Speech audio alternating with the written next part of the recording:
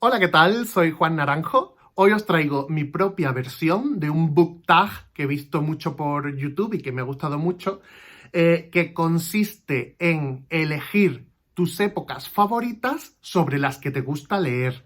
No estoy hablando de libros creados en una época concreta, sino de libros de cualquier época que hablan sobre un momento concreto de la historia. Yo he hecho mi propia versión porque creo que no hay una especie de reglas específicas y creo que cada uno lo ha hecho un poco como ha querido. Yo he querido elegir 4 épocas diferentes y de esas 4 épocas elegir 2 libros de cada una, ¿vale? Pero cuando estaba haciendo la selección me he dado cuenta de que de una de las 4 épocas me era absolutamente imposible elegir solo 2 libros, porque es la época de la que yo probablemente más haya leído en mi historia como lector, y entonces tengo muchísimos ejemplos. Esta época, como muchos intuís, es la Guerra Civil, los años de la Segunda República, el primer franquismo, Guerra Civil, esos 10, 12, 15 años son mi época favorita y me gustaría hacer un vídeo monográfico recomendándoos 10 libros sobre la Guerra Civil. 10 libros muy diferentes sobre la Guerra Civil, incluso de distintos géneros, pero siempre con la Guerra Civil como eje central. Si os interesa que haga este vídeo, solo me lo tenéis que decir, me lo dejáis en los comentarios. Aprovecho para recordaros que para estar al día de las cosas que subo al canal, os tenéis que suscribir, que es muy fácil, es solo darle al botoncito de suscribirse y darle al botoncito de la campanilla. Así que, bueno, estamos ya medianamente cerca de los 10.000 y me encantaría llegar pronto a los 10.000. Así que, a ver qué tal. Mirad, una vez que he quitado la Guerra Civil, ¿vale? Me quedan 3 épocas de las que os quiero hablar hoy. Qué raro este gesto, es como pandillero, ¿no? No sé, espero que no se saque de contexto. Me quedan 3 épocas de las que hablar, ¿vale? La primera de ellas es Egipto, ¿vale? Estoy muy emocionado. Mirad, yo en este canal ya he reivindicado a Terence Moix. Terence Moix es una personalidad de la cultura española de los años 70, 80, 90, ¿vale? Y es una persona absolutamente fascinante e interesantísima. No solo como escritor, sino también como tertuliano, como periodista, como columnista. Y a mí es alguien sobre el que me gustaría saber mucho más, porque digamos que cuando yo ya me puse en serio a leer, pues él ya estaba en retirada, por decirlo de alguna manera. Su literatura, creo que podríamos dividirla como en tres sectores. Y a mí, de los 3 sectores, el que más me interesa es el que a priori menos debería interesarme, porque vosotros sabéis que a pesar de que yo soy profesor de sociales, yo no soy muy de leer literatura histórica, no sé por qué, no es un tema que me interese. Vosotros sabéis que a mí lo que me gusta es la literatura del siglo XX, probablemente. Siglo de 1900 en adelante son las cosas que más me interesan porque son las cosas que más me tocan de cerca y las que más me fascinan. Entonces, Terenci, por una parte, tiene libros que fueron muy pioneros en la España de la época, libros medio humorísticos, un poco picantes a veces, muy irónicos, que retratan cierto grupo social de la España del momento, cierta vieja aristocracia, nueva burguesía, desde un tono muy humorístico. Y a mí esos libros no me interesan demasiado.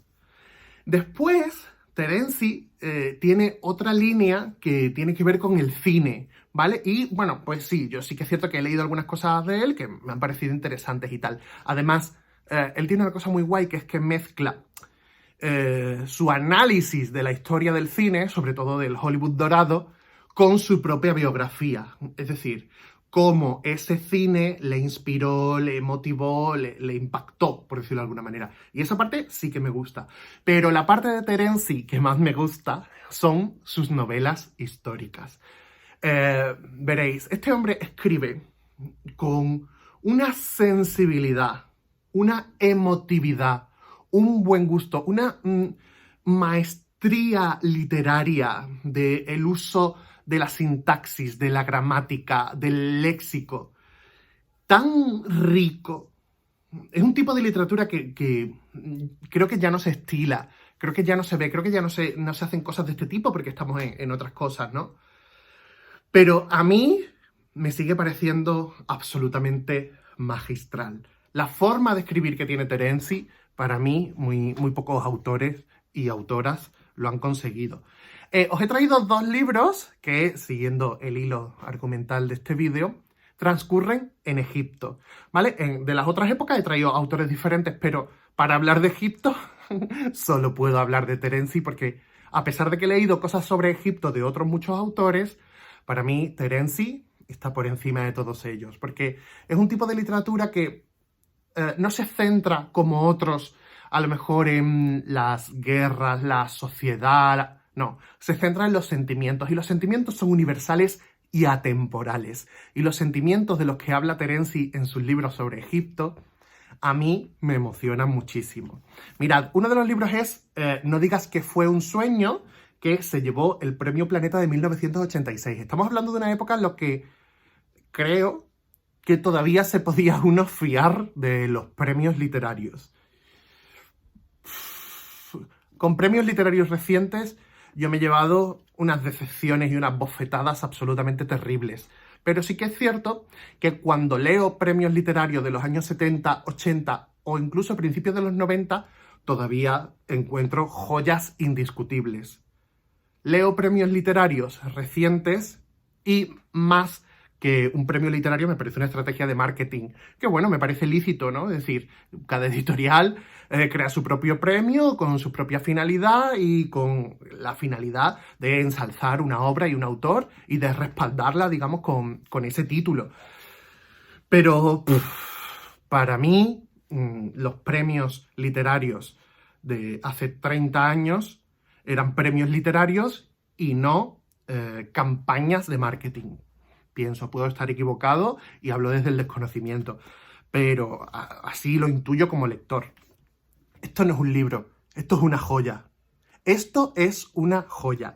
Mirad, a mí me encantan los periodos finales de los imperios. Es decir, lo que más me gusta de un imperio no es su momento álgido, sino el momento de su decadencia, el momento en el que está a punto de convertirse en otra cosa, a punto de desaparecer. Lo que más me gusta de los griegos no es el siglo V, lo que más me gusta de los griegos es el periodo helenístico, cuando se está mezclando con otras culturas, cuando está siendo absorbido, cuando está siendo desmembrado. Y me pasa también lo mismo con Egipto. Ya sabéis que a mí Egipto me interesa un montón y que hace 3 navidades, una cosa así, la Navidad de 2019 a 2020 o de la de 2018 a 2019, no me acuerdo bien, estuve en Egipto cumpliendo un sueño y fue uno de los viajes más espectaculares de mi vida. Os dejo por aquí, hice un pequeño vídeo, lo dejo por aquí para que lo veáis si os apetece. Es una cosa muy cortita, un tipo de vídeo que hacía antes que ya dejé de hacer. Así como un blog con V. Bueno, pues Terenzi te transporta al Egipto milenario, al Egipto faraónico, al Egipto en decadencia, al Egipto a punto de ser absorbido por Roma. Y a mí me fascina. Yo siento una gran devoción por la figura de Cleopatra y aquí tiene un papel protagonista tremendo porque habla del amor de Marco Antonio y Cleopatra. Últimamente estoy hablando demasiado sobre Cleopatra en el canal, pero oye, no me arrepiento para nada. Mirad, os voy a leer 2 párrafos que yo creo que os van a dar cuenta del tipo de libro del que estamos hablando. Dice, estamos hablando de la primera página, esto ya se encuentra en la primera página. Empieza el libro así: y dijo la mujer: maldito sea amor que me asesina, teñid de muerte el Nilo, poned luto a las nubes, convertid Egipto en un sepulcro. Esta es Cleopatra hablando, y no está hablando de un muerto. Está hablando de desamor, está hablando de que Marco Antonio la acaba de abandonar para irse a casar con una romana. Esto es en un barco pintado de negro las velas negras, te voy a poner 2 velas negras, recorriendo Egipto, ella absolutamente teatralizada y dramática, dejando a los agricultores y a los ganaderos de las orillas del Nilo como diciendo, ¿y a esta tipa qué le pasa? ¿No? Y mirad, aquí viene mi párrafo, que es de mis párrafos favoritos de la historia de la literatura. Es un diálogo, ¿vale? Bueno, leo la introducción, dice: había sido un grito de Cleopatra. Lo pronunció con los brazos en alto, cual si invocase a todas las diosas de la venganza, fuesen griegas o egipcias. ¡Muerte sobre mi amor ingrato! Que pongan luto a mi galera como pusieron oro cuando fui a su encuentro. Los tesoros de Egipto deslumbraron su codicia. Que el luto de Egipto sepulte para siempre su recuerdo. Luto en mi nave, ministros, luto en los cielos, y en el propio Nilo, luto. ¿Cómo os quedáis? Esto es que es muy fuerte, esto es muy fuerte.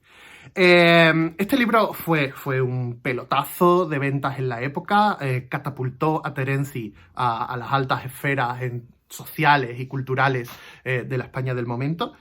Mirad, primera edición, 190.000 ejemplares. ¿Quién los pillara? ¿Quién los pillara, Dios mío? Y bueno, pues cuenta una historia histórica a su manera, con su visión de el final de Egipto, en el momento en el que está a punto de convertirse en una provincia romana, y el momento en el que Cleopatra, de ser la máxima autoridad de un imperio, empieza, digamos, su decadencia y empieza a caer en desgracia hasta el terrible final que todos conocemos. Os voy a leer... Dice, os leo un trocito de la sinopsis. Dice: a través del amor de Antonio y Cleopatra, el autor presenta un retablo preciosista de la antigüedad clásica, haciendo viajar al lector a Atenas, Roma, Antioquía, Judea y, por supuesto, al Alto Nilo. ¿Vale? Dice, entre otros muchos personajes aparecen Totmés, joven sacerdote de Isis, Cesarión, el hijo de Cleopatra y Julio César, Octavio Augusto, el implacable caudillo romano, etcétera, etcétera. Dice... arranca en una situación de intenso dramatismo, que es lo que acabo de leer. Una mujer egregia llora su luto de amor en una barca que remonta el Nilo. Es la reina Cleopatra, que ha sido abandonada por su amante, el romano Marco Antonio. En el corazón de ambos se debaten todos los conflictos del amor y la pasión, que culminarán con nuevos encuentros, encaminados a un destino fatal. El destino fatal, ya sabéis. No doy más pistas. Bueno, mirad, este libro fue un exitazo, este libro es del 86, y siguiendo, digamos, con esta estela de éxito, que era un hilo del que tirar y del que ganar mucho dinero y mucho prestigio, 4 años después, Terenzi sacó El sueño de Alejandría. Mirad, El sueño de Alejandría no es exactamente una segunda parte, aunque los personajes protagonistas son los descendientes de los protagonistas de la anterior, ¿vale? Pero el foco cambia y está contado, es decir, es la historia de un jardinero poeta que trabaja, digamos, en la corte, que trabaja, digamos, para personas importantes de Roma, y que cuenta, desde su punto de vista, las relaciones personales y sociales que él ve entre las personas importantes para las que trabaja. Os leo la sinopsis, dice: la vencida Alejandría se ha convertido en el sueño místico del auténtico protagonista, el jardinero Fedro, cuya búsqueda espiritual incide en el tema, tan caro al autor, del gran camino iniciático. Su atormentada existencia amorosa y su conversión en gran escritor se producen en el marco apasionante, esto es lo importante, de la era de Augusto, ya en la capital del imperio, ya en la poco conocida Mauritania del rey Juba II, dando lugar a un subyugante desfile de personajes y ambiente presentados con una originalidad y un vigor que acreditan la maestría de Terenzi. Mira, Hoy, 1.490 pesetas me costó el libro. 1.400, esos son 9 euros. Oye, mira, pues hice una buena compra, que llevo 25 años con él. Mirad, este libro se divide en cuatro grandes capítulos, centrados en distintos personajes, ¿vale? Pero sí que es cierto que el más guay, el que a mí más me interesó, fue el primero, que se llama Damas de Roma, que cuenta la historia de Octavia, que es absolutamente apasionante. Y bueno, también es importante la hija de Cleopatra, Cleopatra Selene, que, bueno, pues, digamos, le da un nuevo rumbo al pasado aristocrático del que ella procede. Tened en cuenta que además aquí un personaje, Octavia, está criando a los hijos que su exmarido tuvo con su amante. Su exmarido es Marco Antonio, su amante, su antigua amante, es Cleopatra. Esto es absolutamente fascinante, esto es salseo puro, histórico, pero literariamente on top, y yo esto se lo recomiendo a cualquier persona que tenga un mínimo interés en la buena literatura y también en la historia.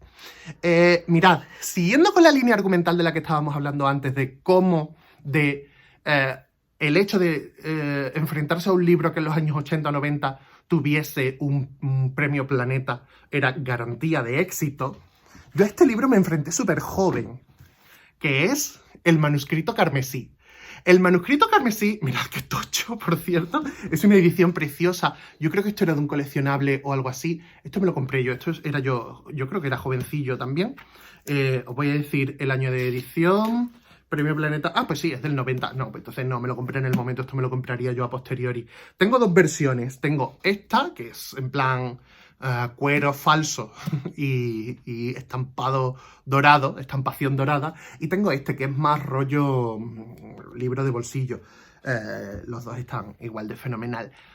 Y no solo sigue la línea argumental de, hostia, cómo eran los premios Planetas de antes, sino que sigue la línea argumental de, ostras, cómo de interesante son los momentos finales de los imperios, porque este libro lo que cuenta es la historia de Boabdil, el último rey de Granada, ¿vale? El último rey de Granada, que cuando él cae, cuando él pierde, cuando los reyes católicos entran, sus tropas entran en la Alhambra, en ese momento termina Al-Ándalus, terminan casi 800 años en algunas partes de la península, en otros fueron 150, 200, fue una cosa muchísimo más breve. Pero claro, pensad que en los 700 y muchos años que Al-Ándalus, es decir, que la región en la que yo vivo era Al-Ándalus, ¿vale? Pues el legado cultural, artístico, lingüístico, gastronómico, en todos los sentidos, es inconmensurable, urbanístico. Entonces, a mí eso me fascina, me fascina que en el sitio donde yo vivo, donde yo me he criado, el sitio que es mi tierra, durante 700 y pico años, fuese Al-Ándalus, y fuese una zona importante de Al-Ándalus, además, porque fue la última que cayó, porque Málaga cayó muy poquito antes de Granada. Este libro es fascinante, porque cuenta la historia de Boabdil, con la maestría que solo tiene Antonio Gala. Porque mirad, Antonio Gala, que ya es una persona que está muy, muy, muy mayor y que en cualquier momento, por desgracia, nos dará un susto que no por esperado va a ser menos triste. Lo que hace Antonio Gala no lo hace nadie, La forma de escribir que tiene Antonio Gala no la tiene nadie, por lo menos en nuestro país, por lo menos que yo conozca. Como digo lo mismo que cuando estaba hablando de Terenzi, esto es como un tipo de literatura que parece que ya no es interesante, que parece que se ha pasado de moda, una cosa así, pero esto es inmortal. El manuscrito carmesí es inmortal. Antonio Gala tiene otras obras que a lo mejor pueden considerarse menores, por costumbristas, por muy de novelas de señoronas, a lo mejor, si las quieres, digamos, si les quieres poner una etiqueta algo despectiva. Pero Antonio Gala también tiene novelas que son absolutamente perfectas. Y El manuscrito carmesí es una que para mí es indiscutible su perfección. Es un libro absolutamente evocativo, es un libro tremendamente onírico, muy poético, muy sensual, muy sensual. Este fue de los primeros libros que yo leí, yo era súper adolescente, pues tendría yo, no sé, 15, 16 años, 14, 15, una cosa así. Este fue uno de los primeros libros en los que yo conocí, o sea, en los que yo leí a personajes abiertamente gays, ¿no? O al menos que, no sé, gay desde la perspectiva actual. Personajes que tenían relaciones sexuales con otros hombres, ¿no? Y a mí, bueno, me pareció como una cosa súper loca. De hecho, este libro me parecía que tenía como un punto súper guarro, que después cuando lo he vuelto a leer me he dado cuenta de que no. Pero en su momento me parecía como, uy, uy, uy, qué fuerte esto, ¿no? Entonces, para mí es un libro muy especial. Yo sé que, en fin, que es un tocho. Sé que es un tocho. Sé que a mucha gente le puede dar pereza. Sé que enfrentarte a 700 páginas de Antonio Gala, pues a lo mejor no es un plato del gusto de todo el mundo. Pero yo solo puedo hablar maravillas de este libro y solo puedo recomendarlo, ¿vale? Y, como digo, dentro de el interés que yo siento hacia el mundo de Al-Ándalus, hacia el legado andalusí, hacia el legado cultural de este lugar, de este territorio, pues tengo que nombrar, por supuesto, también Las leyendas de la Alhambra. Las leyendas de la Alhambra es un libro, atención, esto es curioso, ¿eh? Es un libro de 1830, de Washington Irving, que es uno de los primeros grandes hispanistas estadounidenses. Y este hombre que estuvo trabajando en el consulado estadounidense en España en la época, o una cosa así, no sé si es el consulado exactamente o algo del estilo, bueno, da igual, pues, digamos, era también escritor, lógicamente, y estaba bajo el influjo del romanticismo. El romanticismo, esta corriente artística, tanto plástica como literaria, que encontraba la belleza en ensalzar los sentimientos y en las escenas, los parajes, las historias que hablaban de un pasado que ya no existía, de la angustia del ser humano hacia lo desconocido, de la pequeñez del ser humano hacia la grandeza de la historia, la grandeza de la naturaleza. A mí el romanticismo es una cosa que me apasiona en literatura y especialmente en artes plásticas. Pues este hombre encaja dentro de este mundo, ¿no? Del mundo del romanticismo, de estar fascinado por estas cosas del pasado y por lo que del pasado queda en el presente. Por eso el concepto de las ruinas son tan importantes en el mundo romántico. Además, esto tiene el plus del orientalismo. El orientalismo, es decir, esta corriente mediante la cual algunos autores, literatos, pero también pintores, también escultores del siglo XIX, soñaban con un oriente exótico cargado de sensualidad, de aventuras, de crimen, de venganza, de relax, de belleza, ¿no? Este es un exotismo tremendamente extremo y tremendamente fascinante. ¿Y qué pasaba? Que el sur de la España de ese momento, de ese siglo XIX, de ese principio del siglo XIX, mediados del siglo XIX, era una especie de oriente domesticado, ¿vale? Es decir, era un lugar que, aun perteneciendo, digamos, al continente europeo, tenía extremadamente cercano un presente musulmán y conservaba todavía de él un montón de rasgos importantes, como he dicho antes: urbanismo, arte, gastronomía, palabras, etcétera, etcétera. Entonces, España, o mejor dicho, el sur de España, era como una especie de oriente cercano que le venía muy bien, le era muy accesible, le era muy cómodo y seguro a viajeros europeos con pasta, a orientalistas, pintores orientalistas, ¿vale? Pensad en un montón de pintores, sobre todo franceses del siglo XIX, que usan como tema la fascinación por Oriente. Pensad en Delacroix, por ejemplo. Entonces, en el sur de España, especialmente, por supuesto, en Granada, que había sido al-Ándalus hasta hacía 4 tardes, encontraban esta idea. Washington Irving se fue a Granada, estuvo viajando por toda España, ¿vale? Hizo libros de viajes, hizo libros de cuentos y tal. Y se hospedó en la Alhambra. Se hospedó en la Alhambra en una época en la que la Alhambra todavía no se entendía como el monumento que un tiempo después se empezó a concebir. La Alhambra, bueno, pues era una zona casi abandonada, casi derruida, muy cercana del centro de la ciudad de Granada, de la que se robaban trozos, se robaban piedras, allí se guardaban rebaños de cabras, vivían mendigos y tal. Había algunas zonas que sí que es cierto que estaban digamos, arregladas y que estaban restauradas.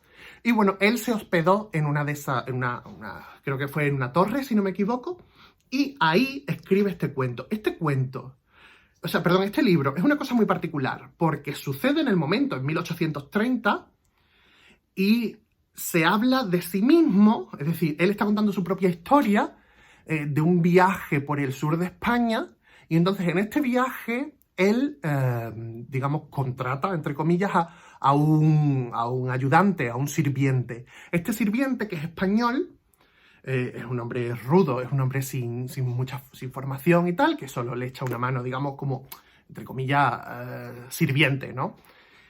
Pues este hombre es el que le va contando historias y leyendas del pasado de la Alhambra.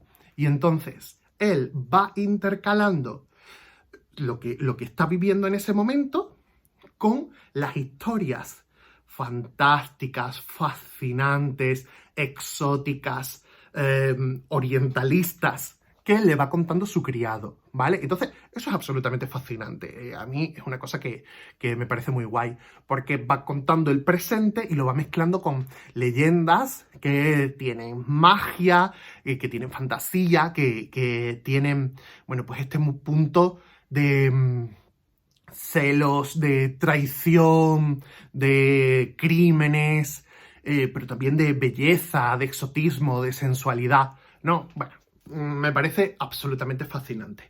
Y bueno, pues este era un libro que os quería comentar hoy. Así que, mirad, como ya se me ha hecho un poco largo el vídeo y no quiero ponerme pesado, la cuarta época de la que os quería hablar hoy, lo vamos a dejar para otro día, que era libros que transcurren en los años 60. De eso ya vamos a hablar otro día, que además de eso también podría hacer un vídeo exhaustivo. Así que nada más, lo vamos a dejar con libros sobre Egipto y libros sobre Al-Ándalus, ¿vale? Y bueno, pues espero que os haya gustado. Espero que estéis muy bien. Yo ya tengo la primera dosis de la vacuna. Pasé 48 horas con un poco de mal cuerpo. Ya solo me duele las rodillas, no sé por qué. Es un efecto secundario un poco extraño, solo me duele las rodillas. Pero solo quiero deciros que no le tengáis miedo a la vacuna y que estamos al principio del final. Así que os transmito mucho cariño y mucho ánimo, porque tengo mucha confianza y mucha esperanza en que esto empieza a terminarse. Ya nos queda menos y solo nos queda un poco más de esfuerzo, ¿vale? Espero que estéis muy bien, os mando muchos besos y hasta la próxima.